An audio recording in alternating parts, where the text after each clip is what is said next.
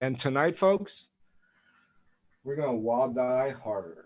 That's right, because we got the Savage Pathfinder team with us for Q&A. If you missed the announcement, recently Pinnacle announced that there's going to be a Savage Pathfinder kit. I mean, everything is so secret, so mysterious. So that's why we wanted these guys on to find out more details about this, about what's going on. So for this, we have Chris Warner. Hi, Chris. Hey, how you doing? Good. Also, Chris is returning. He's been on the show before to talk about Frontier Town, but now he's wearing a different hat. We're going to find out about that. Michael Barbeau from he was on the show too to talk about his setting and interview a while ago, and we had a lot of fun with him. So he's back, and also we're going to find out what he does for these guys. I know he's good at cooking things, baking groups, so maybe that's what he does. Or maybe not. And we're meeting him for the first time, Donald. And then I should have asked you how you pronounce your last name. Is that Skepis or Shepis? Shepis. Don't worry. The worst introduction I ever got was Daniel Syphilis. So you've done a better job so far. Yeah, I'd like to. to. 1,000 people. Daniel Shouldn't have said that. Yeah, that's never getting out of my head. Yeah. Oh my gosh. So yeah, we're really excited to find out more about this, and I think you guys are really excited too because you've been working on this for a long time, and you can finally talk about this. Shane has let you loose for the first time. So let's start with, I mean, I've introduced you, your name, but we'd like to know what your role within the team is. So let's start with Chris. A little bit of background, well, why are you on this team? How much did you pay Shane to be on this team? Well, again, yeah, I'm Chris Warner. Nice to be here. I've been doing role-playing game stuff since I was 12 years old, and I'm 57 now, so a long time doing that. So I don't know if those are credentials or not, but I am also a part of Doghouse Rules. I work with Carl since Carl, 2003, something like that. We've been doing something like that, yeah. And so, publishing some role-playing game materials for Doghouse Rules. My role on this team for the development of Pathfinder for Savage Worlds, I'm a designer and the project manager of the overall project. So, I'm doing a lot of stuff, and whether it's rules or coordinating things or making sure we're moving forward in the right direction, that's pretty much what I'm doing. Awesome. That's a good job. Stressful? A lot Absolutely. of fun. Carl gets to hurt all the cats on the team. Yeah. These guys are good, though. It's been a good team. I've been enjoying working with Don and Mike and, of course, Carl. So it's been going well, I think. Awesome. Thank you. And what about you, Michael? Yeah, so I have been slowly working my way up for the past few years. I've done a couple side jobs and, did a RPG setting myself for Savage Worlds. And now I am doing the work for the Rise of the Rune Lords Adventure Path. And I think biggest pushback on Chris every time we have a meeting. So yeah, I think I'm the biggest problem. That's my main job. And you're the GM for the playtest too, right? Yeah, we've got a group playtest that we've been doing, and then I've done a few others. So get to run people through the ringer and push them off cliffs too. Yeah, I heard. Yeah. That's how rumors get started. Well, perhaps some rumors should start when it comes to Mike. Yeah. Well, it's a good reputation to have. Be be a stern GM, someone you don't want to mess with. You kidding me? These guys are great. These guys are great to run, except when they all start rhyming. But that was all Shane's fault right there. Yeah, Shane started a trend. It's like a plague that infected everybody else. Well, Go ahead, Don. Thank you. Well, what about you, Donald? So yeah, I'm Donald Shepis. I'm a developer with Pinnacle. I was rescued from the shores of digital mobile development and academia by Shane and Simon. I'm here in the Phoenix Valley with them, and I started doing some stuff with them, and they brought me on to help them out with a bunch of stuff. Jody's happy to have me around because now there's somebody else to help her out with all the marketing stuff. So she's not a one woman army doing everything for Pinnacle. And I kind of bounce from things to thing. The main thing that you can be either delighted or angry or terrified or some combination of on the Pathfinder team is I'm handling a lot of the powers stuff. So it's a lot of working with Chris to make something that sounds fun, and then having Mike storm into the meeting and be like, "You've ruined all of these powers. Where are they? How are we going to play Pathfinder? The adventure path relies on these 5 spells that you've just chucked out. What have you done to me?" I've only done that like once or twice. Like he's captured the drama that is me for sure. Don't worry. There'll be more instances of that before the project's over, I am sure. Fantastic. Thank you, gentlemen. To kick this off, I got a question there, but there's something that, it's been bugging me and I wanted to get people to understand that. So for the most part, I think the reaction to Savage Pathfinder has been extremely positive. People are excited about it. Then, of course, there's going to be some people that I don't care. It's Pathfinder. We don't care, right? But one thing I think that keeps coming up, and I want you guys to set the record straight on that, is that people are disappointed that the companions weren't announced first, and it feels like some people think that it might be delaying the companions for some reason.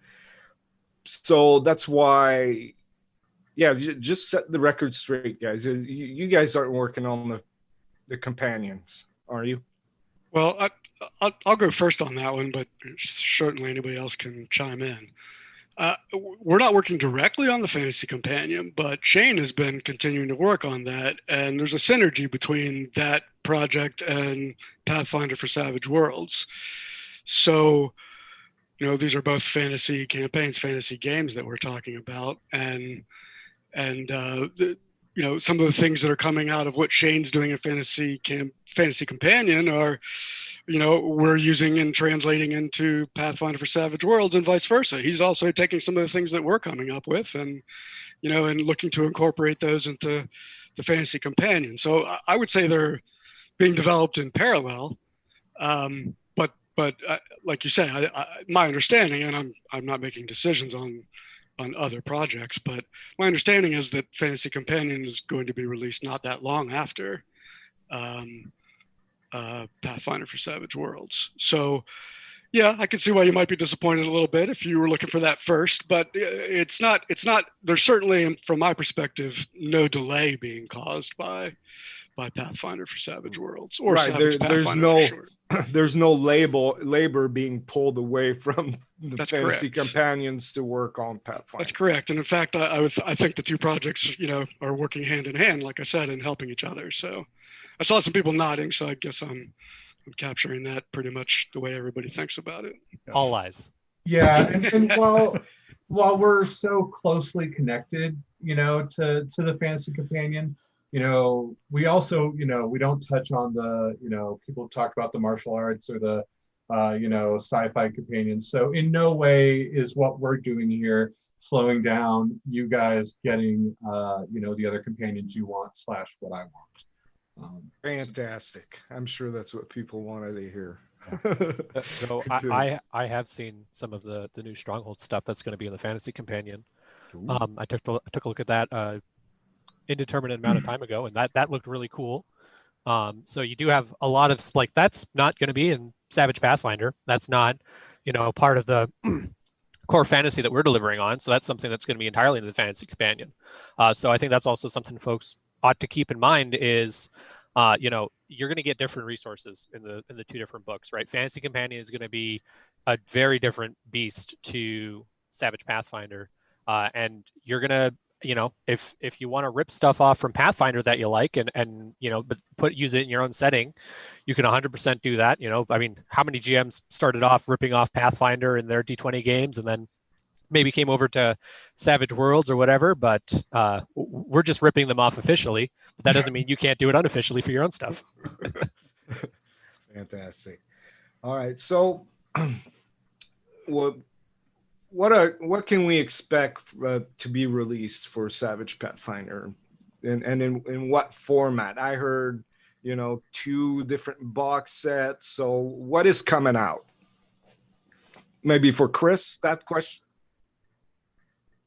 Yeah, I can get started, but again, I'd ask others to chime in. So there will be a Pathfinder for Savage Worlds core rulebook. There'll be a GM screen adventure, and there's questions about when and how there will be a bestiary, but I think there will be a bestiary. We're working on it. And then there's the Rise of the Rune Lords box set, which will be separate. And that's 6 books, all 6 books from Rise of the Rune Lords. And that's what Mike is spearheading. So I believe that's the short version. We can talk a little bit more about that if you want to. Benny's dice, maps, this type of things? Yeah, go ahead. Mike, go ahead and cover that one if you don't mind, or Don. Yeah, so I can talk about at least part of it. For the Benny, or for the pawns and the maps, those won't be a part of a Kickstarter. Paizo has plenty of high quality maps and high quality standees that already exist. And I mean, there's no reason to reinvent the wheel on that anyway. But yeah, go order those. You can use those with it. And then, I believe that it was said already that there will be bennies for this. Bennies and custom dice, I think, too. Bennies and custom dice. And, we've talked numerous angles on different, goodies and types of things to throw in there as well. As for the Rise of the Rune Lords box, as was said, there's the 6 books that originally came out for Rise of the Rune Lords. And then also, for anybody who already knows about this, there is also a lot of information about world building stuff as far as Sandpoint and nearby cities like Magnamar and stuff like that. So whether we fit those in the appropriate books or they get their own Gazette book that goes in the box set isn't necessarily worked out yet, because we're trying to make sure it flows as good as possible and it looks nice. So that's still up in the air in that front, but it'll all be there and available. And it's just really great information overall. And also you can expect, action cards, adventure cards, status tokens, all that stuff. Asterisk, right? It's still in the planning stages. There's anything could change right up until that final moment. And I don't think we can talk about it yet, but Simon's working on a new special deck that I think a lot of people are going to get a kick out of, specifically for Savage Pathfinder. Can't say what it is yet, I don't think, but it's going to be a great fun way to do a thing that comes up, and I don't know that I can be any more vague about it. We literally got the email about that 2 days ago, I think. Yeah. A deck for things. Fair enough. I'm sure you have a good lawyer in case he's supposed. There's by the way, a question in chat, Eric. Listening to this, we're gonna ask them a couple questions. I know we asked on Facebook for people's questions, and then whatever doesn't get covered during the first 45 minutes of the interview, we'll go through a lightning round questions at the end for about 15 minutes. So if you have questions, maybe save them for the end of the show, where we can keep a better eye lookout on the chat. Is the lightning round for points? I'm watching it and writing some things down in conjunction with what you're just talking about with the adventure paths. Somebody wants to know if it's going to be 6 books or is it going to be one big book? It'll be 6 books, so you'll be able to actively like manage, individual books. I think right now, as I'm doing them, they're around 80 to 90 pages. Where each trying book. to make yeah, each book. Mm-hmm. So you won't have to worry about hefting around one massive one. You'll be able to use each one individually, and I won't get too much more into it right now, but they're going to be amazing. And I think we can say softcover for the Adventure Path books. Yeah. Just because, 6 books, all hardcover, Yeah. lugging that around, we don't want to be back in high school lugging around our textbooks. Yeah. And a box set, and that's part of the Kickstarter too, right? So nice. Well, that leads me to a question I had prepared, and a couple people asked about it, and it's Rise of the Rune Lords.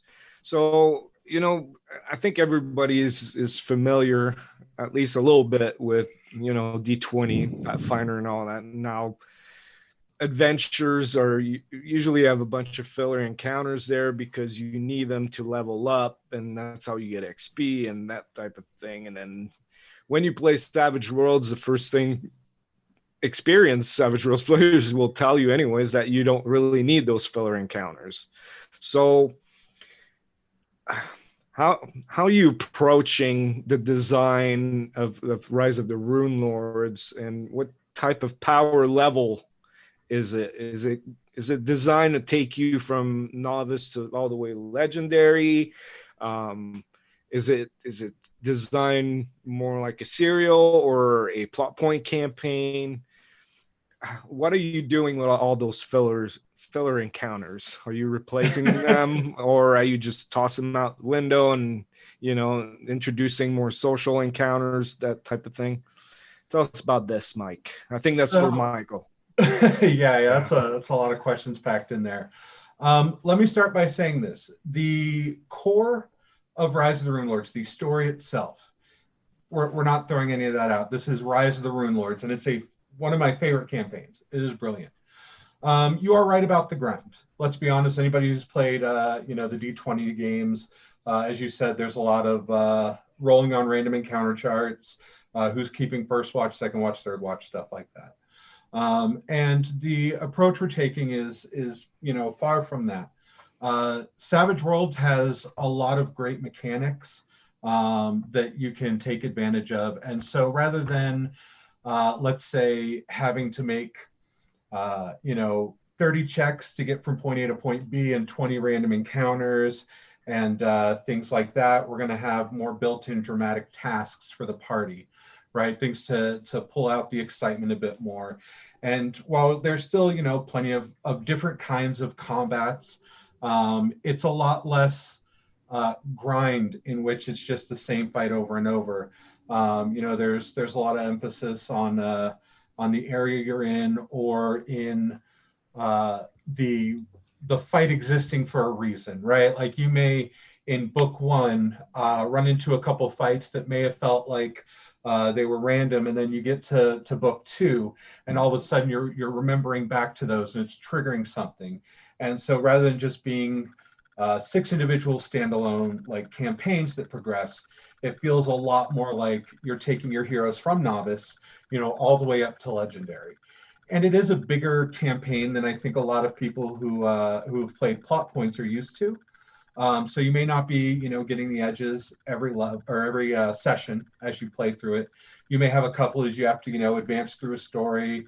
There's some, guidelines in there for a GM, because of course you can run it however you want if you want to give more edges to your players. Advances, you mean? Or sorry, yeah, advances. Oh, sorry. Okay. It's more like every other sessions or every other 3 sessions, basically, you get in advance. So I think it tends to grow longer the longer you play it. I think in the play tests I've run, it is run very smoothly, where within the first book, I think you tend to hit an advance every session. And then, as the campaign goes on, it starts getting every other, maybe every, 3. But it all works well in conjunction. with keeping up with the pace of the story as well as the enemies, which you can expect don't scale in the same way as Pathfinder, right? So you're not having to run into do I need my plus 35 to make this check? It's going to follow the standard Savage Worlds experience that you're used to, right? It's not like we're playing Savage Worlds in the Pathfinder mechanics. It's you're getting to play these epic stories that come from Galarian in the Savage Worlds mechanics, and that's what I think a lot of people should take away from it. Yep. Fantastic. Something else that's been kind of a design philosophy that we've talked about as a group is, when it comes to an encounter, it's a lot more work for the GM to say, hey, what's this quick combat or this dramatic encounter, and how do I turn that into a full encounter? Just because on the tempo of my group I needed that full encounter. We're gonna do the hard work for you. We're gonna make the full encounter. And if at any point you're like, you know what, I've got a half hour left in this session, I really want to get to this stopping point, and we got another encounter to get through, it's the GM's call to turn that into a quick encounter. It's fast and furious, but it's fast and furious at your tempo, and we can't. It's harder for you to make something slow down than it is to speed it up, and so that's kind of one of the resource that we want to give the GMs that are Rise of the Rune Lords with. I think that's well said, Don. I would add that everything that Mike and Don were talking about, we are using Savage Worlds core rules, but we're adapting them to work better with the Pathfinder adventures. The adventure paths, Rise of the Rune Lords. So we still have quick encounters in the core rulebook for Pathfinder for Savage Worlds. We still have interludes. We've added something called downtime as well. So some things we're adapting to make all the questions you're asking work better. The GM has those tools at his disposal or her disposal. And I think that's working pretty well. So I really like how Don put it, and what Mike was getting at too, where we're really looking to let people experience the world of Galarian, in the same way they would have when Pathfinder originally came out, but with Savage Worlds mechanics and with Savage Worlds, approach. Two things, Chris. So one thing that I found out pre-interview right before we started going live is something we haven't seen with Savage Rules for probably a good 10 years. You're talking about the core rules for Pathfinder. Mm-hmm. So this is going to include the Savage Rules rules into the core book. Yeah, correct? So there will be a core rule book for Pathfinder for Savage Worlds, or again, Savage Pathfinder, the shorthand. And it contains the Savage Worlds mechanics and pretty much all the core rules. There's a few things we're moving out because they just don't apply, obviously, to the Pathfinder adventure path. But yes, it's a standalone book. You do not need the Savage Worlds Adventure Edition to play Pathfinder for Savage Worlds if you buy the core rulebook Pathfinder for Savage Worlds. So that's the idea. Fantastic. Number two, you just mentioned downtime. Are we talking crafting and things like that during downtime? That is still pretty new. I just put that in the rule book the other day, actually. But yes, it's my short version of that summary of that would be a way to handle character activity between the adventures, right? So if you finished book one and you want to have a little something in between, and the player's saying, yeah, I want to learn some new powers, or yeah, I want to make some money in between, I need some gold pieces so I can buy something, that we have some quick and easy rules the GM can use to facilitate that. If I could jump in here too, one thing that I very much enjoy about the adventure paths.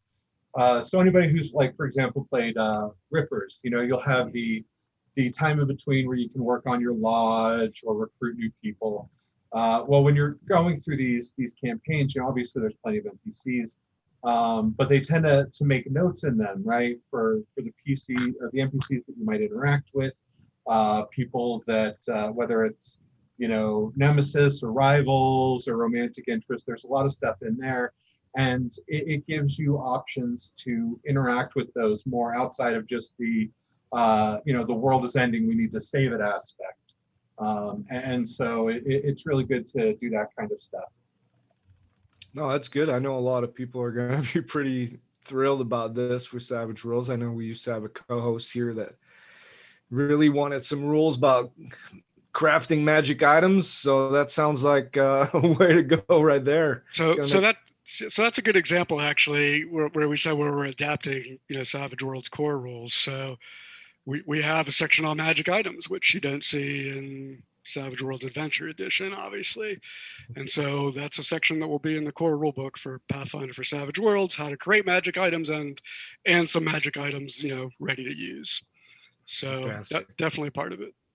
Yeah, speaking of magic items, something I wanted to ask Donald there. So obviously, Pathfinder has a pretty robust spell system. Some of them, some of them that don't really translate well when you look at them to Savage Rules, or at least I don't think they do.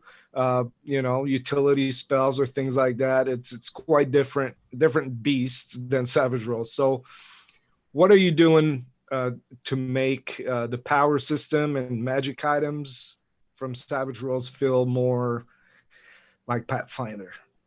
Okay, so first off, and I've seen a lot of people like, oh, they're going to do spell levels, advancing magic, and all that. Don't worry, folks. It's Savage Worlds. It's Savage powers, right? So the way powers work, that's not changing, right? You still have power points. You still have your arcane backgrounds that give you a couple of different options for what powers you get and how how many power points you start with and things like that. The main thing that was kind of you got 638 spells in Pathfinder, and I'm especially familiar with that number from looking at my spreadsheet of all the spells in Pathfinder and figure out how it's a collapsing list, right? You find what are the spells that are alike, right? What spells have very similar functions, and then you just say, okay, well, because if you look at a lot of the variants in Pathfinder spells, it's 12 different ways to skin a cat, right? It's different penalties that you're applying as debuffs or different bonuses you're applying as buffs. And at the end of the day, when you look at what would that be in Savage Worlds, a lot of it is, bolt.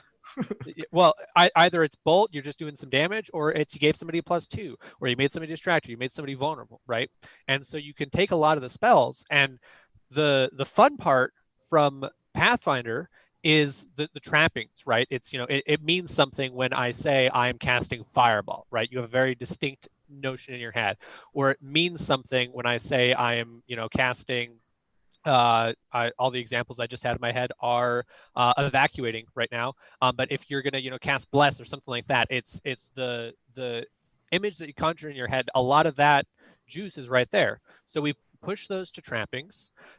We are going to have some guidance. I think we've talked about perhaps on spell cards having basically named versions of powers that have, here's a list of trappings, here's a list of power modifiers to use with them, here's a little piece of art, and that can go in a deck. So that way, if I want to cast, I remember one of the playtests, Mike cast Acid Arrow at us, and that was a bolt with lingering and I think just an acid trapping.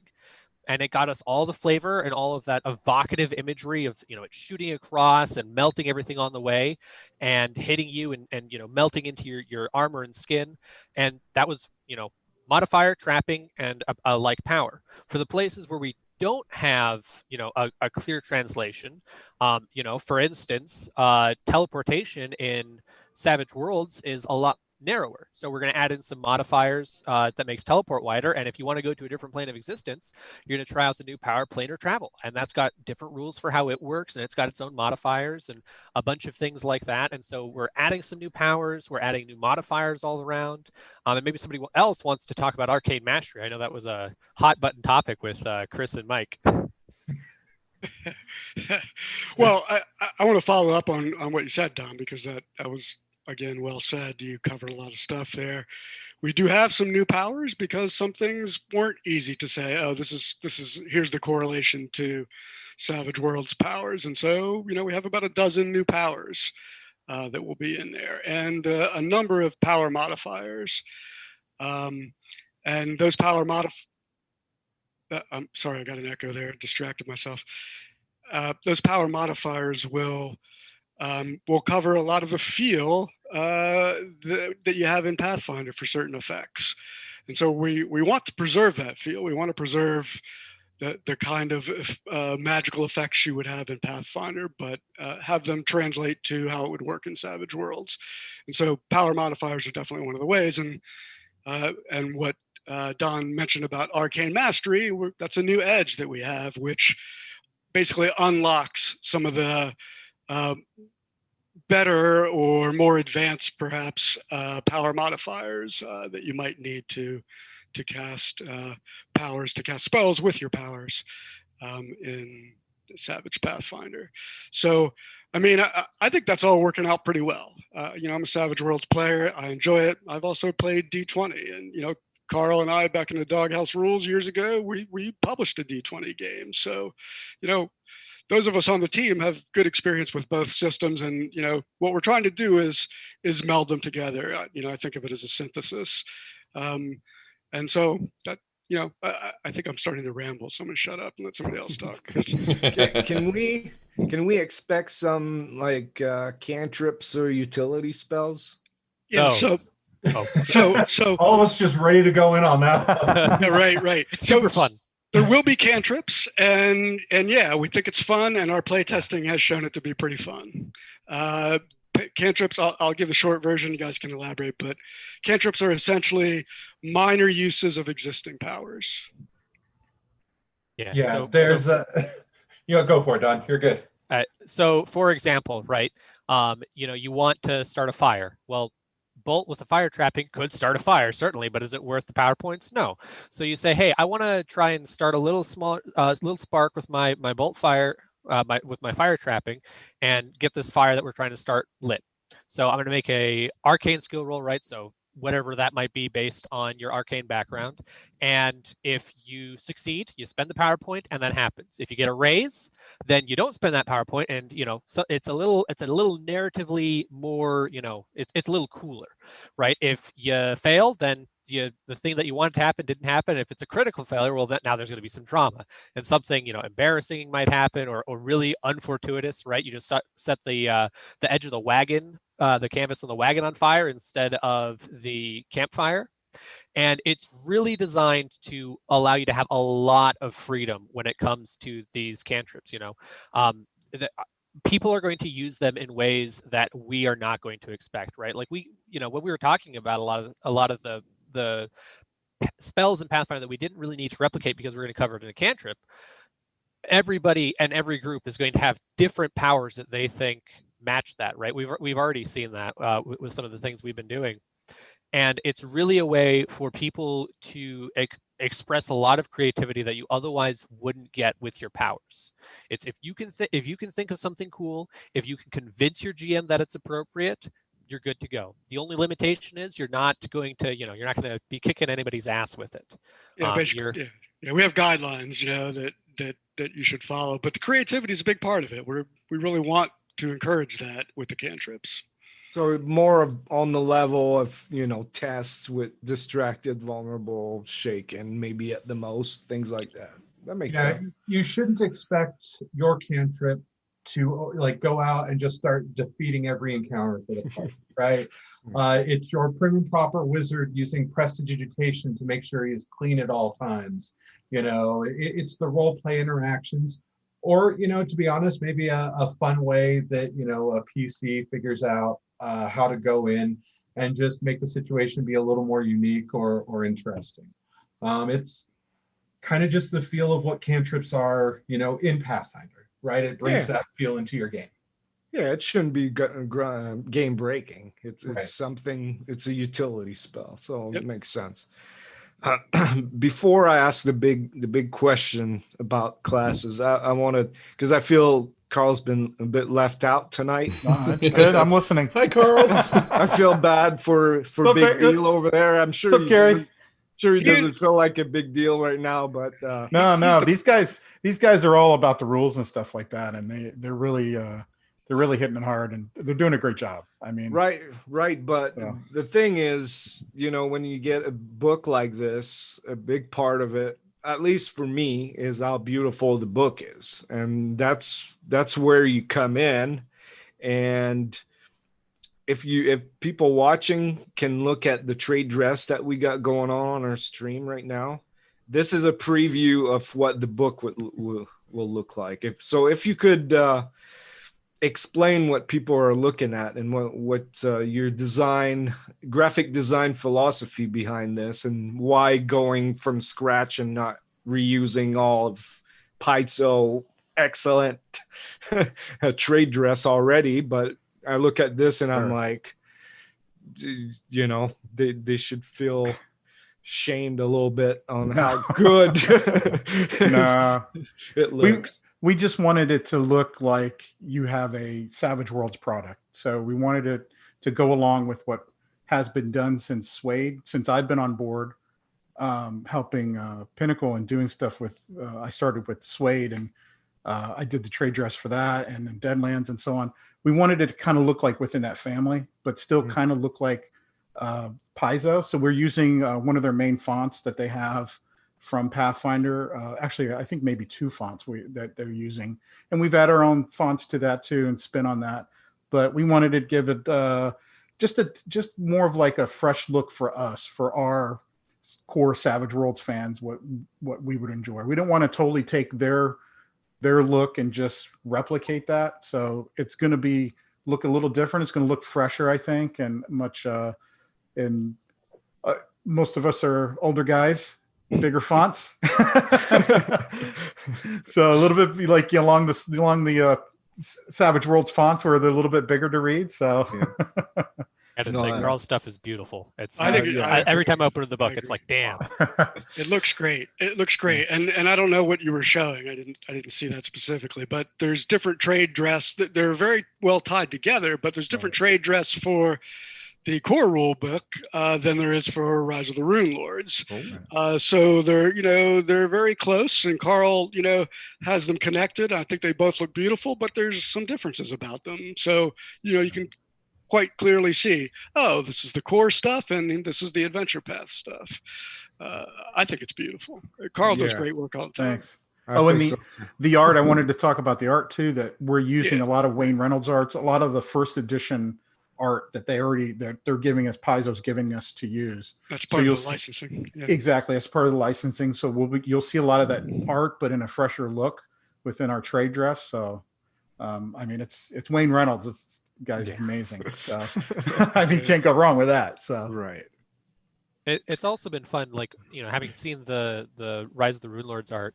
Carl was doing some stuff for social media that Mike and I were doing the copy for, and just having Carl go in and lay it out in a different way, and do little just even like shadow effects and stuff. He does a great job of really making it pop off the page, and I cannot wait to see it in print because it's just going to look beautiful. I think one of those posts actually came out today.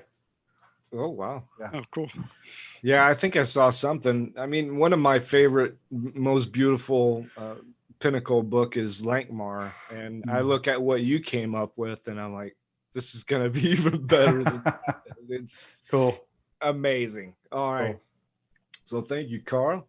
By the way, I just want to mention, Carl doesn't only do the artwork and stuff. That's his primary focus. But we consult with him all the time about rules and stuff because, he's the killer GM, and we come to him. I come to him all the time and say, what do you think about this idea? What do you think about that? And I'll ask Mike and Don the same question, but I get Carl's input as well. So he's a part of the team. He's not just the graphic designer. And also Carl ran his own conversion of Rise of the Rune Lords. Yep. I don't know how long ago off the top of my head, but that's right. He's way more useful than I am when it comes to anything Rise of the Rune Lords. Yeah, it was right before COVID. I was playing at home with my local group, and we got into the first book pretty much, and then COVID hit, and we all went our separate ways. We're playing online now, but then this came about, and I was like, I have a little experience with that. So you're playing it, but you already ran it, so that must be interesting. Well, I'm trying to play dumb, so for Mike. He has a terrible memory, so it works. Yeah, it's terrible. It's not working, Carl. Well, Mike, we were doing, I don't want to give too much away, but we're playing something just this last play test, and I was just like engrossed with what Mike was saying. I was like, so is that is that the thing there? And he's like, yeah. I'm like, oh yeah, now I remember. So it's all coming back to me. But he's doing a great job with it. So I'm like engrossed in playing it. So no, it's done. All right, big question, because I think, well, for me, I think it's the thing I'm most interested about. And when Savage Rifts came out, and iconic framework and all that, and now we're looking at Pathfinder, and I hear rumors of a different way of dealing with classes. And historically with Savage Worlds, it's been dealt with professional edges or just simply archetypes. But I hear, like I said, rumors of a different way to handle this. So I don't know which one of you feel the most confident in answering this question. So I'll leave it up to maybe Chris to decide. Yeah, that would be Chris. Once again, I'll go ahead and start, but Mike and I have worked a lot on this together, and Don as well, and all of us in our play testing and trying to tweak our ideas and make them work better. So really, all of us can speak to this, but I'll start. So we are in fact going to have classes in Pathfinder for Savage Worlds, but I will say at the same time, if you're an experienced Savage Worlds player and you want to create your character from scratch, from the ground up, using the same kind of Savage Worlds character creation that you're used to, you can do that too. So I look at it as the best of both worlds there. We have class packages, and those class packages are built to establish an iconic class from first edition Pathfinder. And so we have 11 classes. And those 11 class packages might have some edges that help build that class. They might have some special abilities. They have hindrances, of course. And what we've done is made an effort to make each class package have something distinctive, something that really says, wow, that's cool. I want to play that class. And it would be something that you could not get if you built it from scratch. So if you take the class package, you get a bonus there. But if you don't like the class packages, or you want to design your own because you know how to do it and you've played Savage Worlds before and you like to design your character from the ground up, you can do that too. So that's my synopsis of it. But we do have the 11 class packages for the 11 first edition Pathfinder classes. Okay. Any edges in the book that are going to be restricted to certain classes or things like that? Yes. I mean, we have some new edges, and we have edges that require, one of the requirements is to have the class. So there will be some of those, yes. We do have some new edges in the game. I don't want to get into too many details yet because we're still working on them. We mentioned one already. The Arcane Mastery was one we talked about earlier that unlocks those epic power modifiers. But and we have other stuff too. So some, in fact, that are heavily influenced by Pathfinders. Like I said, we look at this as a synthesis, and we say, look at Pathfinder, and we say, there's nothing like that in Savage Worlds yet. We really need to keep that. We don't want to lose that flavor, so we make a new edge, or a new power, as Don said earlier. So. There are some new ones in there, and as you learn more about it, and as we finalize things, we'll talk more about it. But it's not a secret. It's not that we couldn't talk about some. So we've already mentioned one, but I don't want to go too deep into that. At least not right now. Yeah, like I mentioned Arcane Mastery, but I think at our next playtest, Mike and I have a pitch for a change to Arcane Mastery that's going to make it a little different. So everything we're talking about is, asterisk might change. But also one thing to note with the classes is even if you don't buy a class at the start, I'll put a number to it. Again, it might change, it might not. But I think it's 2 advances, and you can buy a class package if you didn't start with it. That's correct. So you can multi-class too. So you could, if you started with the barbarian, you could then multi-class to the wizard if you wanted to, if you meet the requirements and you save up 2 advances. I'm sure at the beginning of this, Chris could practically feel me vibrating off the seat here because I want to talk about these. One of the things, again, to bring forward into everybody's mind is these aren't classes just for the sake of making classes. This should feel like you're playing in the world of Golarion. And so when you think of a paladin, you're not just going to see somebody with an okay strength to wear armor. You're not just going to see the champion edge. You're going to see like that as a paladin, you get your own special abilities, and you're able to move forward in this way that gives you this feel. The barbarians, you're like, oh well, maybe your fighter also can berserk. But if you're a barbarian, you've learned to harness the rage better, and so you've got something to let you be the master of that. And it's not something that's going to make you have to relearn a system. It's not going to be something that's so extreme that it blows the standard way you look at the game out of the water. But it's going to be something creative that makes you feel unique, so that when you come in as the bard, or the bard is, by the way, a class that I love in this one. But you feel not only unique in your class, but in this ability that nobody else in your party is going to be able to do. And then we've also, of course, they've talked about edges that are tied to specific classes. I won't get too much into this, but there's also, as some people may know, prestige classes. Pathfinder is famous, right? Not for just being a paladin, but for being a defender, for not just being a mage thief, but for being an arcane trickster. And so we're working out prestige edges, so you don't have the grind to build up through all your classes and then grind through this extra class that you didn't necessarily need all this work into. You can develop into it, right? You get the edge that gives you these abilities, rather than having to take another 11 edges to look like it. And one of the things that Chris said that Mike said was really important of that is the fact that you're capturing that feel. And one of the things that I want Savage GMs to think about, and folks that have friends that aren't playing Savage Worlds and that are playing D20 games and other fantasy games, right? Those folks it's going to be easier to get them to come and play Savage Worlds now, right? It's we all know it's really fun. If you're watching, you probably know it's really fun to play Savage Worlds. But there are a lot of people that their first exposure is D20, and maybe they don't really have a lot of exposure to tabletop games in general. But maybe they've played, there's a Pathfinder mobile game, there's Pathfinder Kingmaker, their video game. There's a lot of things that are evocative and already out there and that are kind of already in the social consciousness. And so when you say, oh, I'm going to play a fighter, right? Even somebody that's never played D&D or Pathfinder or Savage Worlds or a tabletop game ever kind of knows what a fighter is in their head. They know what a paladin is in their head. And so now you're going to say, well, hey, you can come play a paladin in this game. And so it's going to make it easier for you to get your friends on board, get them hooked in, and to show them another corner of the tabletop realm that they might not be seeing otherwise. I get that. Better niche protection, they call it. But I'm getting the vibe too that a starting novice character in Savage Pathfinder is going to be probably slightly a bit more powerful than a vanilla Savage Worlds character. Would you say that's accurate? I don't know if that's accurate. I would say if you choose a class package, perhaps yes, because you're getting that special thing that, like we were just talking about, that nobody else can get. So if it's worth two advancement later, would starting without a class give you 2 free advancements, basically?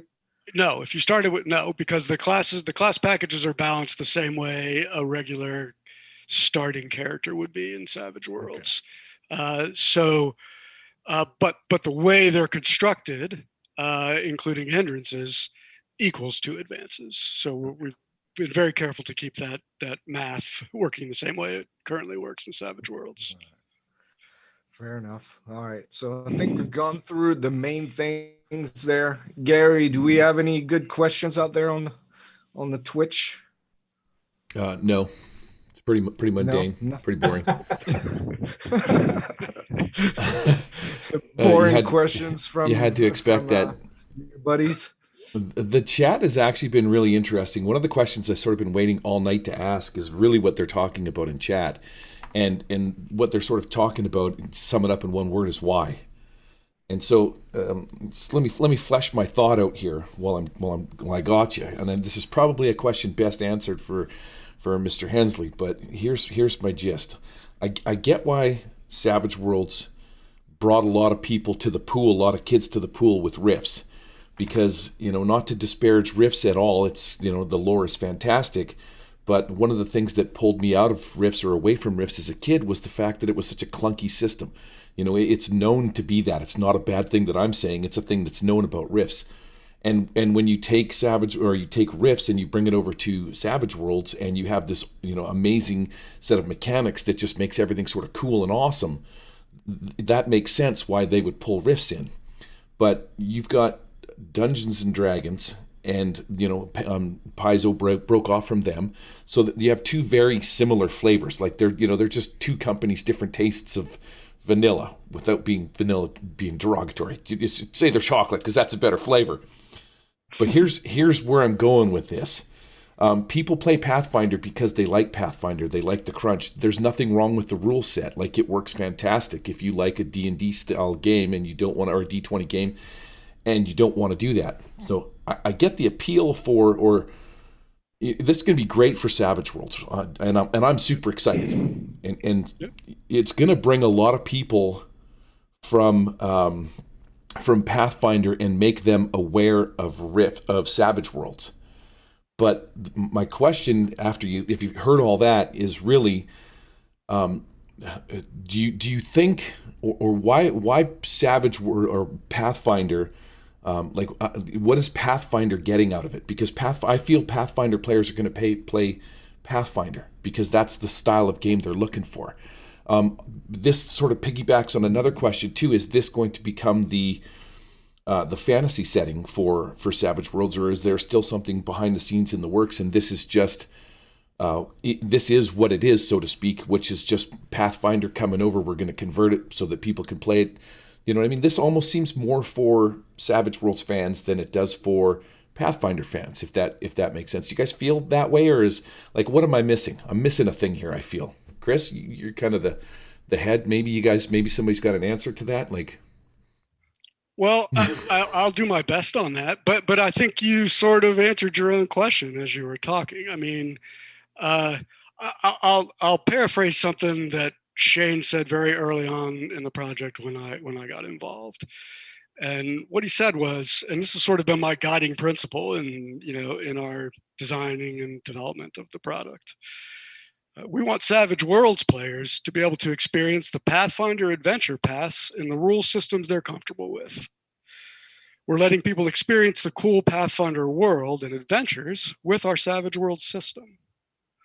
And so the reason I said you sort of answered your own question is, I mean, I think if you think about it that way, this is a Savage Worlds game, and Mike said it a different way too the other day. I think I mentioned it earlier. Experience the world of Golarion in the same way players did when Pathfinder was released, but now you're experiencing it in a Savage Worlds environment, in the Savage Worlds game system. And so, we want to appeal to players of both games, of course. And so that's why we're trying to maintain the feel of the Pathfinder adventures and Pathfinder in general, the classes and things that we've been talking about.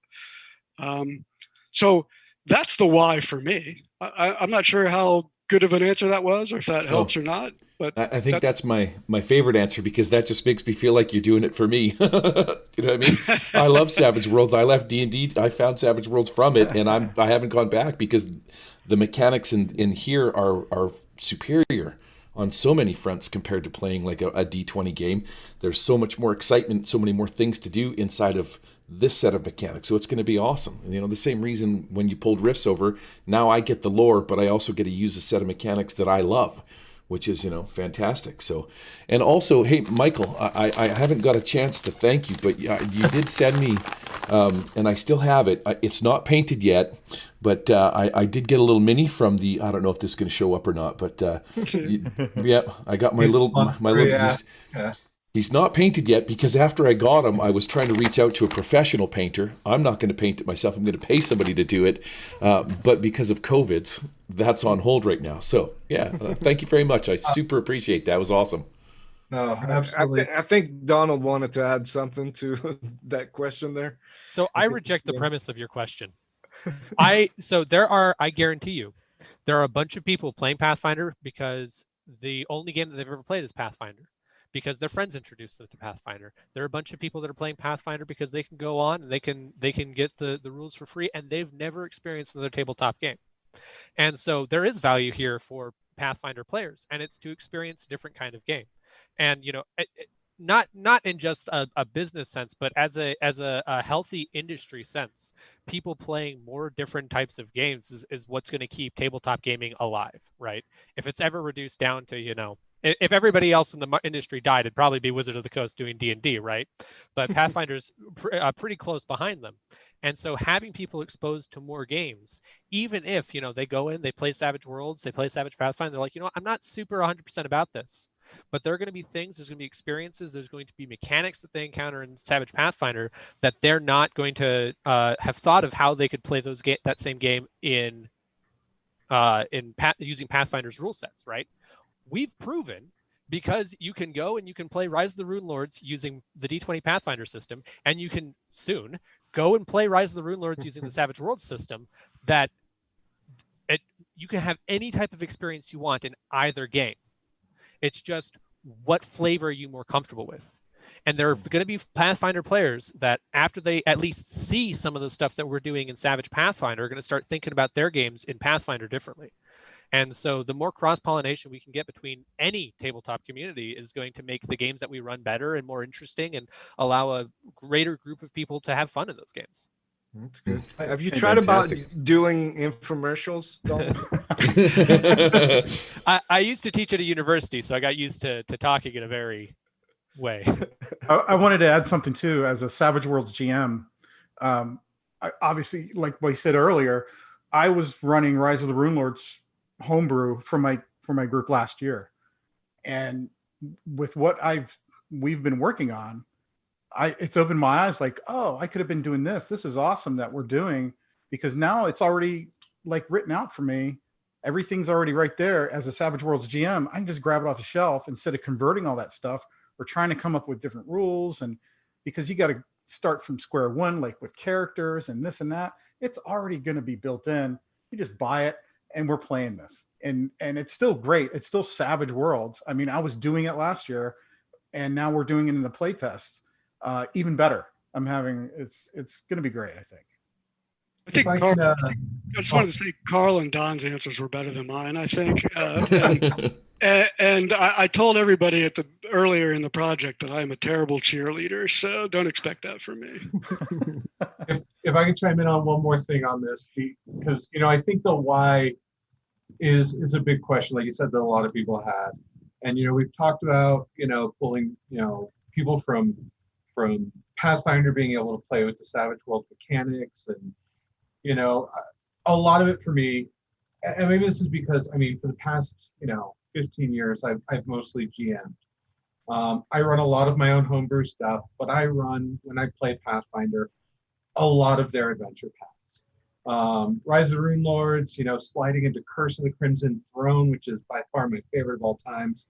They have really amazing stories that they tell, and I think being able to tell it and make it all work is just something that everybody should be able to experience. And for the same reason people enjoy Deadlands and enjoying those adventure paths, or in Solomon Kane, or playing Goon, or any of these other settings you have for Savage Worlds, it's about finding a good story and setting that you love and being able to just get engrossed in it.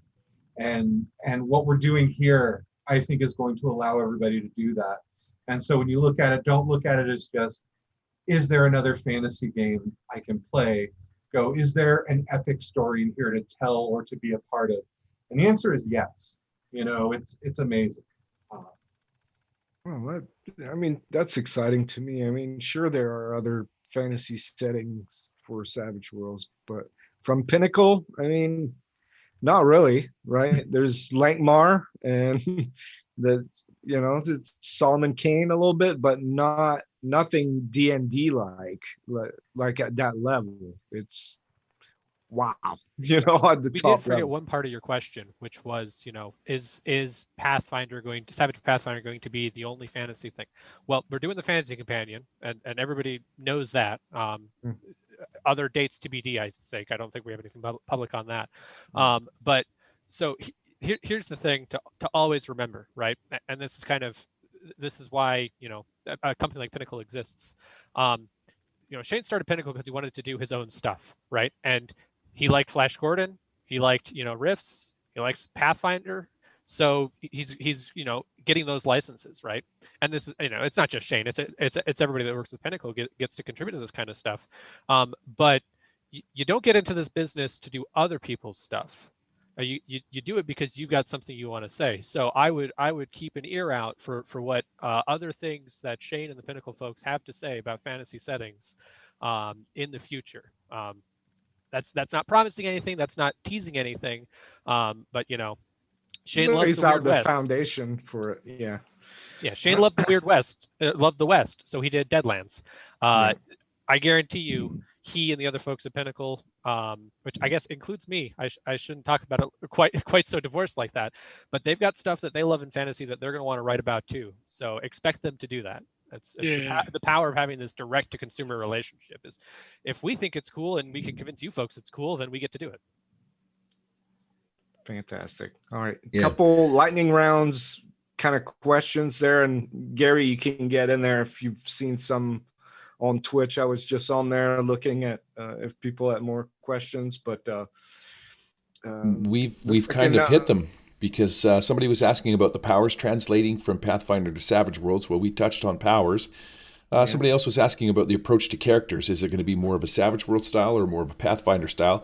That was Brent Taylor's question. We hit up on that too. There was one that wasn't touched. Is it going to be the original or the anniversary edition of the Rise of the Rune Lords?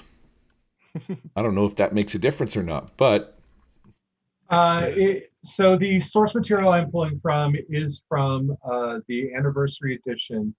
Some of the things that won't translate directly from anniversary edition is there are some references to like one of the and I love Pathfinder, but there's references to one of their like 40 add-on books, and so rather than trying to reference stuff that doesn't exist or create whole new rules for all of this, it'll be more in line with something that already exists. So rather than saying maybe something isn't a witch per se, it's just a sorcerer or wizard. But I am pulling from the anniversary edition in terms of updated information and encounters. Nice. And that's a really good point, because I also see some questions in the chat about monster player characters and what races. It's the core rulebook is the original Pathfinder Player's Guide type First stuff, edition. right? First edition. edition, Yeah. first book out, right? So those races. So if you want to play a kobold, then I invite you to do the design process on your own and become a designer a little bit yourself, right? There's nothing stopping you. You got all the bones there. But for what's in the book, it's that first book and the things associated with that. I will go against you on one thing, and that is if you want to play a kobold, try out some of the core races first. A lot of work went into them, and I think even races that are or ancestries that I don't normally play, I think we've done stuff to make them feel very Pathfinder. So it's not going to be the dwarf from just the Suede book.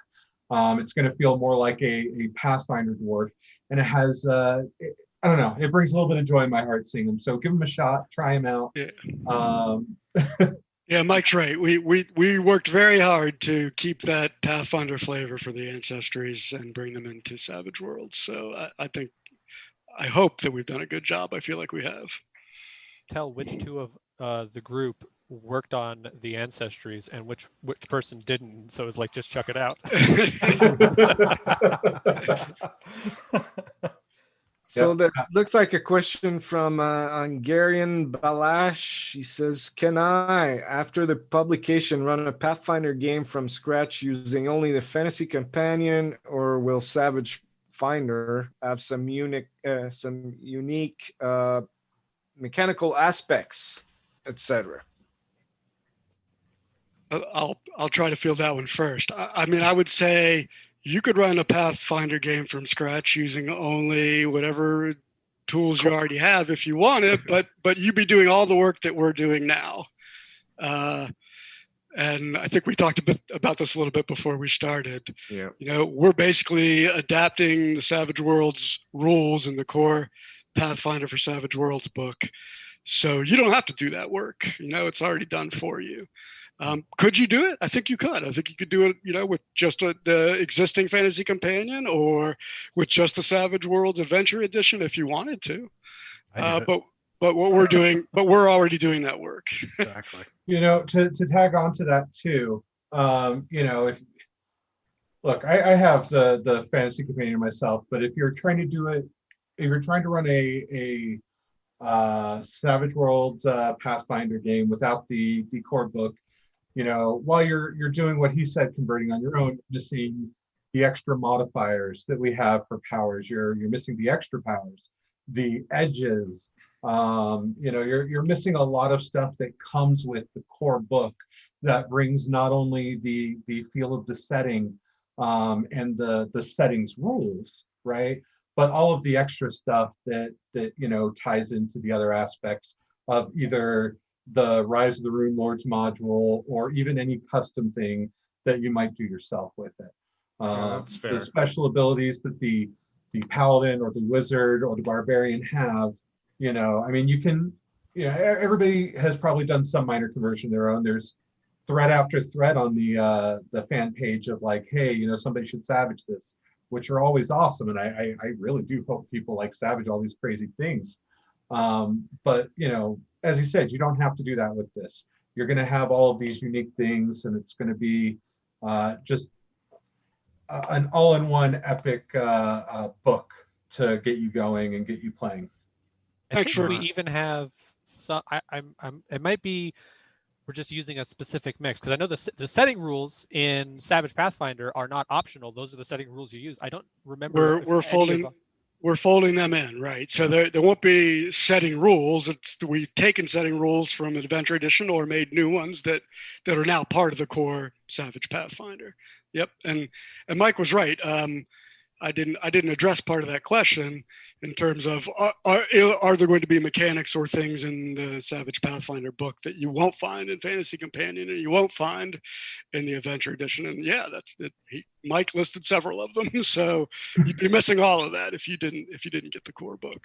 You know, that makes sense. I mean, you could just buy the 6 adventure books and run them with, you know, Savage Worlds core rules if you wanted to, but yeah, you're missing out on, you know, a bunch of cool things, flavorful things for Pathfinder if you don't. Another question from him: any future plans? And he says, I know it depends on the success of the Kickstarter, but a new product line, or it's just this is the agreement with Paizo to just publish this, or there could be more adventure paths or splat books, things like that. So there's no, it's the way a licensing agreement like this works. You do have like here are the things that you're going to do, but that's not to say that a licensing agreement like that doesn't mean and you will never do anything else ever again.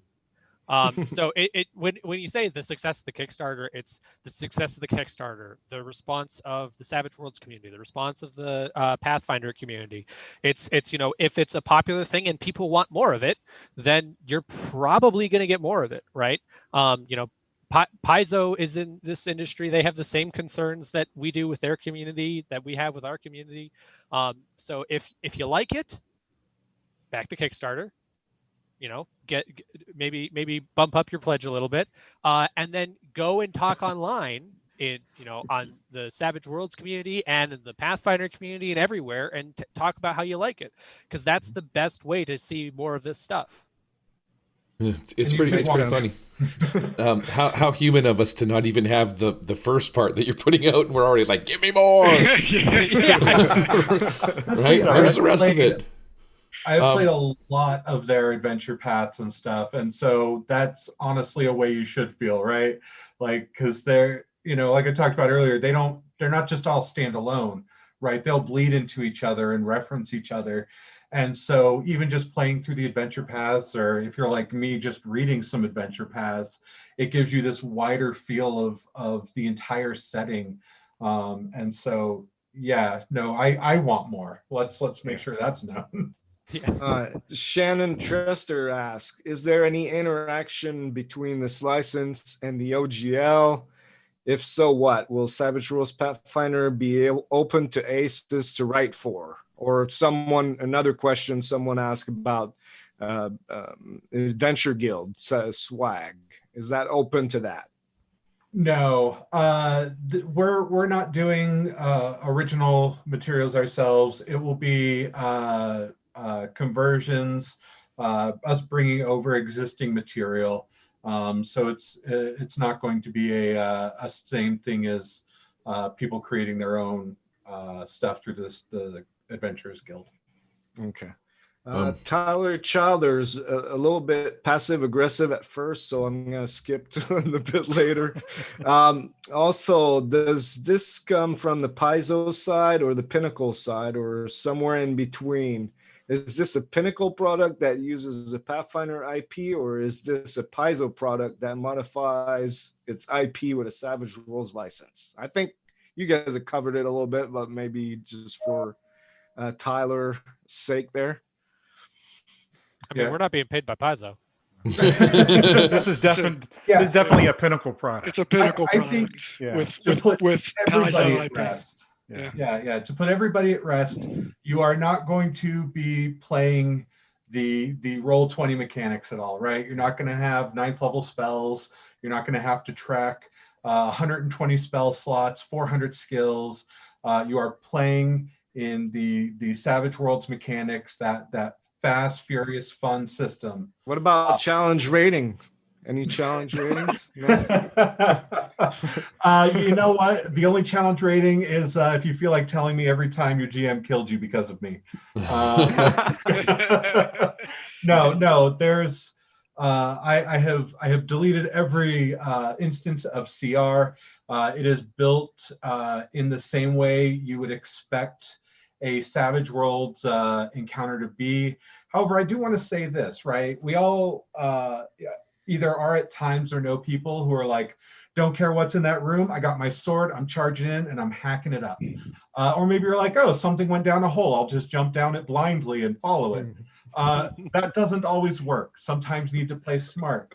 And that's part of playing Savage Worlds, right? You know, you have the ability to aid another, or if somebody's been incapacitated, to try and inspire them and help them so they don't bleed out. So there's a lot of ways you can be creative. Yeah, do a test. Do a test. And... Yeah, do a test. Yeah. I don't know what's the saying. Fortune favors the bold. I think that goes for Savage Worlds. Doing stupid things.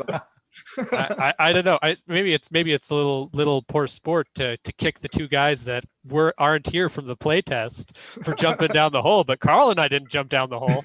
Hey, there was a door. I saw a door. Went through the door. I'm sure they had more fun though.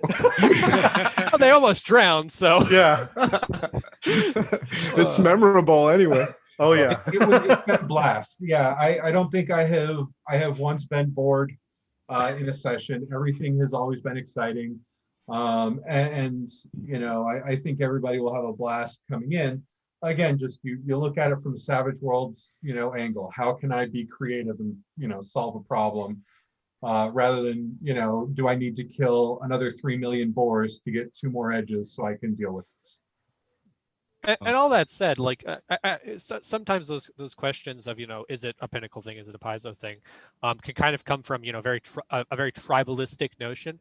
We all love the folks at Paizo, and I think maybe after this they won't love the people in this chat as much, but it's nothing but respect on all sides. We're all in the same industry. We want to see everything they do succeed. They want to see everything we do succeed. So don't ever feel like you got to go kick somebody in Paizo in the shin at Gen Con in 2042 when we can go to Gen Con again, because that's going to somehow help us out. No, we love those folks. They love us. It's we're all in the same industry. Yeah, that's why we're all doing this, because we all love that stuff. We're all gamers, we want this to be fun. Absolutely. All right. AJ Delgado asks, will you use the same iconic, I think he means iconic characters from Pathfinder, or will you create a new set for Savage Worlds? I think he's talking about like the famous characters that Yeah, like for Amari. each classes. Yeah. Yeah. So along with those classes, we have an iconic path character that we designed that you can play right off the shelf. So each class has that iconic, and they're heavily based in the original Paizo iconic characters, and in a Savage Worlds way, But we've taken great pains to make them feel exactly like those iconics. With that said, you can still go in, grab your starting package as barbarian, and rather being a Mari, you can, be a halfling barbarian running around, striking vengeance and fear into the heart of your enemies. And that's what I said earlier. It's to my opinion, the best of both worlds. You can play the iconic, you can play the class, or you can do it your own Savage Worlds way if you want to. Man. And I don't think I'm giving too much away. I think this is a relatively public thing. Again, subject to change. But the plan is, I think, as part of the Kickstarter, if you folks really love it, we're going to be. I think one of our plans is to add more iconics. So Deadlands shipped with how many? Like 20? All those cards, 30? those archetypes cards, they Yes. would be called iconic, and we could just hand them out at conventions and stuff. That's Yeah, I think Shane talked about he had just done a bunch of those for Blood Drive. He had posted on Facebook, I think. Yeah, and so something Pinnacle loves doing, and so the plan at moment is, but again, everything's subject to change, and we're giving you the inside scoop, but it's not necessarily the thing that goes to the printer. Nice. Well, I gotta say I'm pretty excited about Savage Thaco. That's kind of been going to be my highlight. Landauer was asking about bennies, if there's any new Benny mechanics, but in conjunction with that, I got a question as well. How are you guys handling my +5 Vorpal? That's a serious question, because that's a secret. I've got a sticky note here. It's on my board of things to do, and the question is, what is Keen in Savage Pathfinder? We'll let you know. There's there's a lot of conversation that has gone back and forth because first of all, we all know there's a big difference between like 300 hit points and 3 wounds, right? Eventually you get there. And so the important thing we're looking at is making sure that you're getting the feel of like what a weapon does, that it was built around in the world of Galarian, and making sure it fits. So for example, rather than a Bane weapon doing like +2 to hit and an additional 2d6 damage, which would be, way out there, for this. Maybe it just gives you, the +4 against them as if it were an environmental weakness of theirs, right? So we're taking the extreme bits, reining them in, so you're still going to have these cool weapons, when you're taking down your enemies or crafting your own, if you're the kind to invest in that edge. To again, like you'll have something that'll feel Vorpal, but it's not like you're gonna walk around and the very first time you get a raise, you're just gonna start lopping the head off of all of your enemies. So the benefits are going to be more specialized instead of being a blanket, major damage to everything. Yeah, and so for like things of like anybody knows, like you have like Ring of Protection 1 through 5, or the Amulet of Natural Armor 1 through 5. All these things that just have this +1, then +1, then +1, then +1. You're not going to see that, right? We're not going to have like those massive incremental growths. You'll see things more along the lines that you would see with, a power or a power with a raise, an edge. Something that maybe is similar to a trapping, like your flaming longsword might not necessarily do an extra 2d6 fire, but it'll do fire damage. And so when you go against a creature from the frozen wastelands, you're getting that +4 in addition to trigger its weakness. So again, it's we're still talking Savage Worlds here, right? So we're fitting that play style and that mechanic. We're just pulling the feel from the Pathfinder side. Yeah. So not that we're replicating Death Warple sword +5, but there may be a sword that lets you negate the penalty for called shot to a head. So that would be the Savage Worlds way to go about that sort of weapon, right? So I said might. It might be the thing that's like that. on the cutting room floor right now is figuring out magic items and equipment most recently. Yeah. This will be the one section that everybody comes back to and was like, I was promised this magic item. So whenever we say might, please know that, first of all, the important thing is to make sure everything's balanced, right? Right.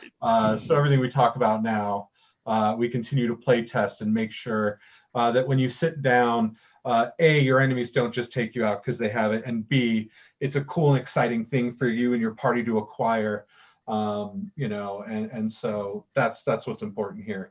I think that's going to be the most challenging part of the design right there. That's the one I would dread the most, designing the magic items for Savage Rules like that. Make it feel like it's worth it when you get it, Yeah.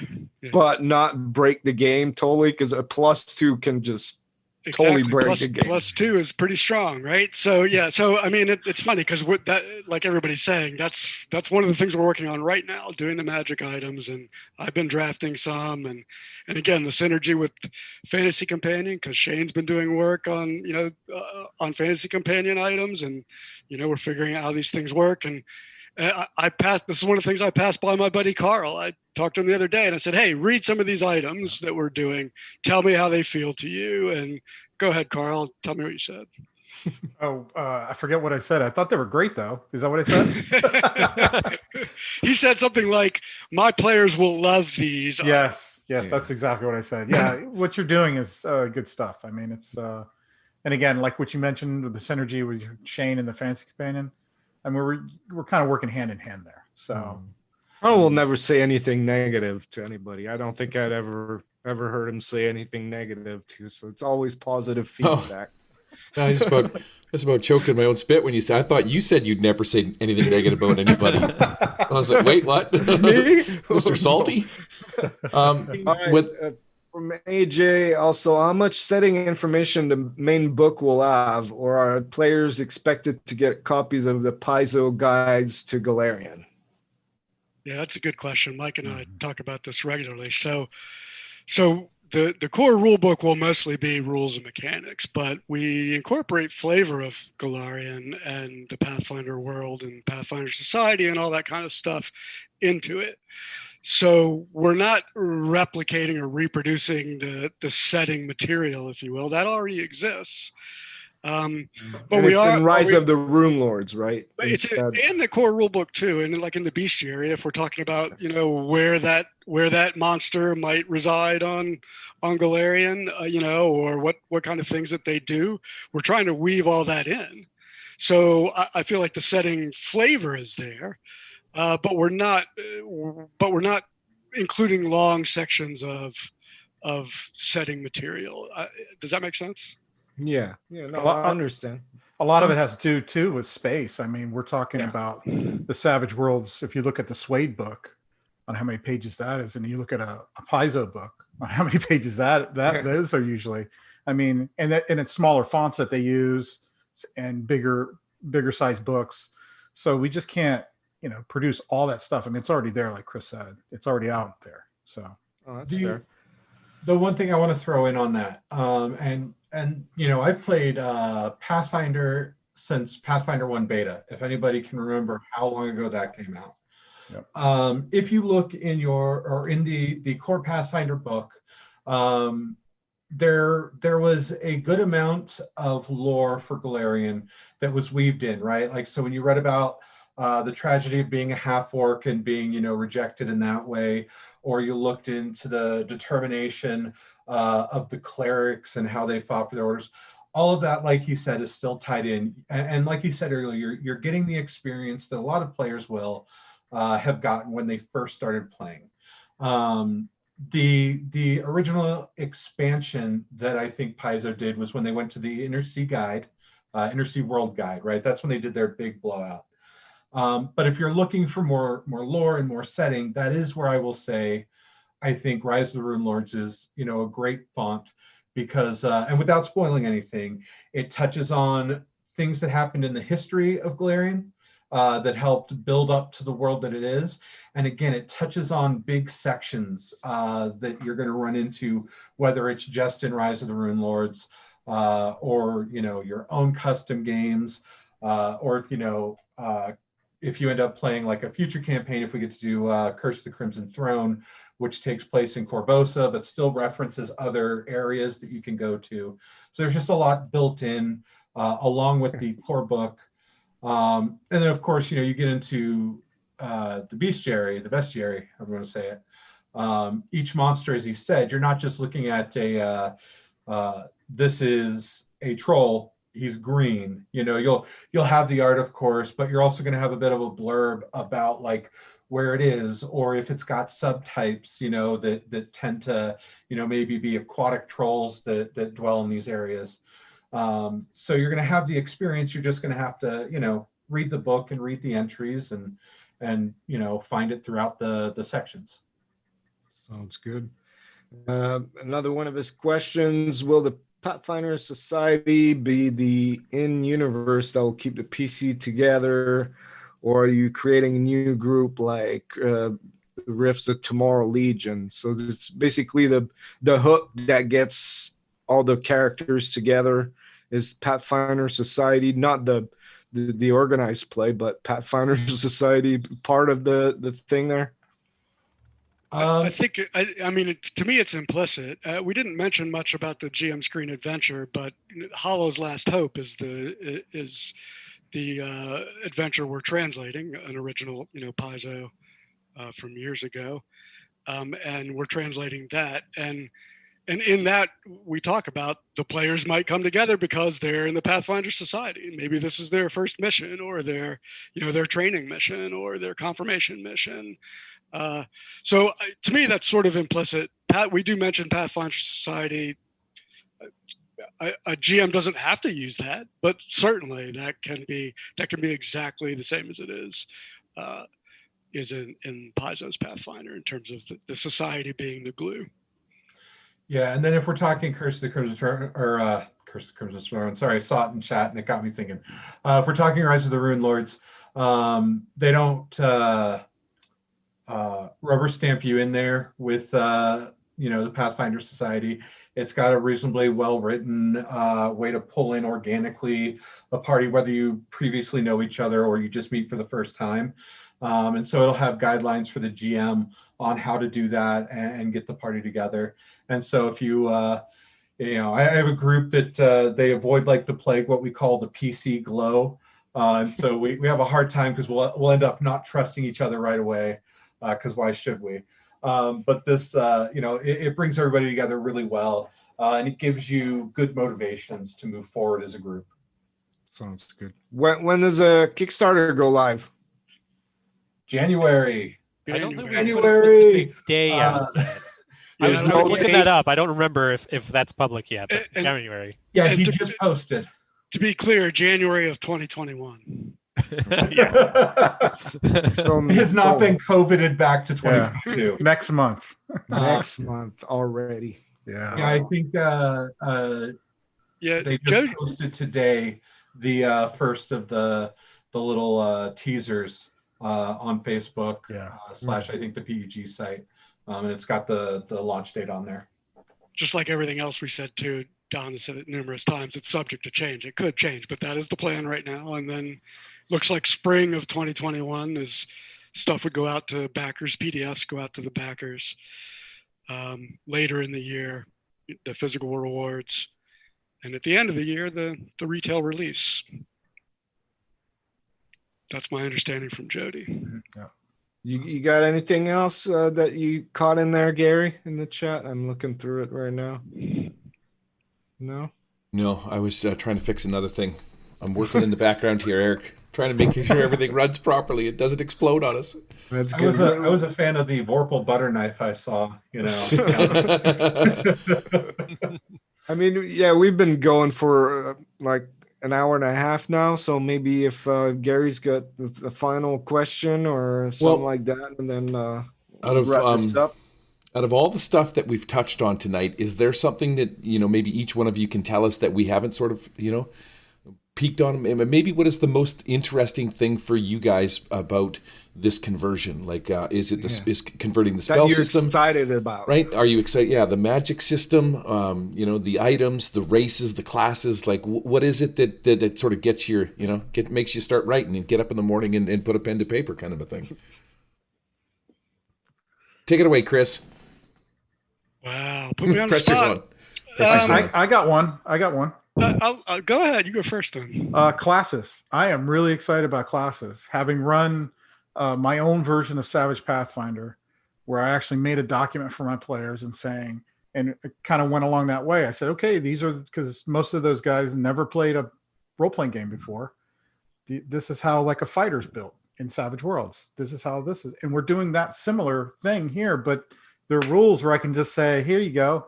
You want to play a barbarian, a gnome barbarian with an axe. Here you go. We're going to build it. This is how you do it. The classes are awesome. Love it. Carl, if I wanted to build Yaffet from the Orville, or as he's commonly known on the Wild Die podcast, Gloop, can I do that? Can I make Gloop? Take that, Eric. Not sure about Gloop. The racial abilities from Savage Worlds. Yeah, I'm sure you could. Yeah, if you do that. He'd be a bard, right? He's got that guitar. Terrible. Chris, Classes for me. So, it's hard for me to point to any one thing, although it's interesting what Gary said. I mean, I get up every morning. I work on this all day, every day, pretty much. I love doing it. So it's not one particular thing that really jazzes me. It's just the idea that we're doing something like this. And Don talked about it earlier.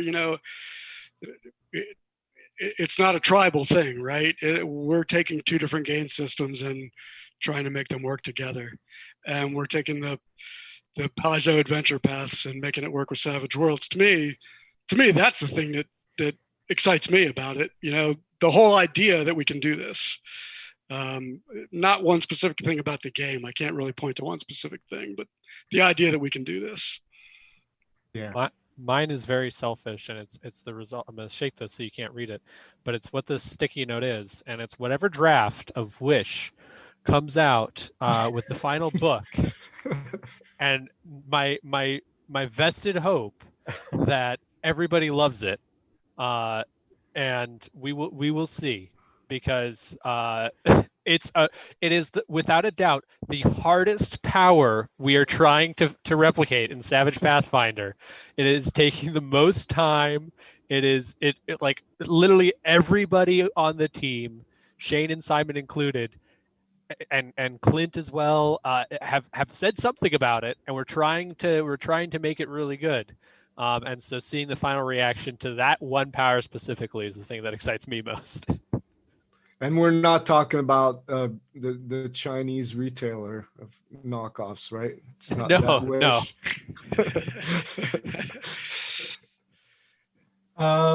If I had to pick one, and this feels a little on the nose, just because I'm the one working on it, but I would say I am really excited for people to check out Rise of the Rune Lords. Not only do I think it's going to be a blast, but I'm working to make sure that whether you're a novice GM or an experienced one, you'll be able to open it up, see quick, easy references, because I know it can be a pain to get to page 90 in a book and have to remember something that was on page 3.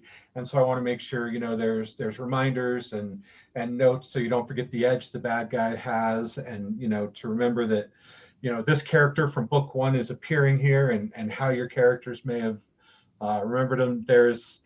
I'm just excited for it. I think it's a great story, and I want everybody to play through it. Nice. All right. Take a page out of Riffs, a little, what do they call it? Blaze of Glory. This is how your wish spell works. You cast wish, you explode, but you get your wish. Right? Blaze of Glory. One of the early drafts was not too dissimilar from that. Very first draft of Wish, I all I wrote was the player makes a wish. It's the GM's call. Yeah, the GM can decide. Nobody liked that. Nobody liked that. Which you never know. It might come around full circle. Yeah. I had said it's too bad none of us are as smart as Arthur C. Clarke, because if we could think of the 3 laws of Wish, we'd have it nailed. Do you think we can get away with just a sidebar where if Gary uses it, he blows up, everybody else doesn't have to? Would that be a little too on the nose? I'd be honored if that showed up in the book. To tell you the truth. I'd be like, look what they wrote about me. I'm going to blow up. Well, credits in the book from Gary. Right? Nailing Wish. I would just wish for Gloop and watch Eric explode too. It's his nemesis character.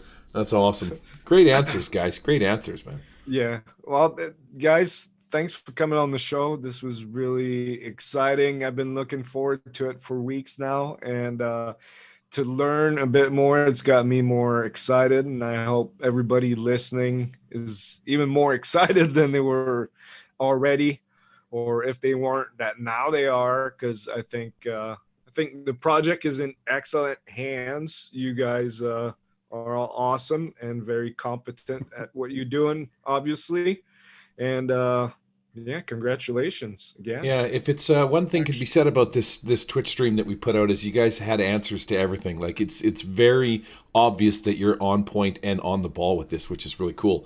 Carl, when you make your millions off of this, are you going to invite me and Eric down to your private yacht? So no, I feel like that was a no. Yeah, you'll come down.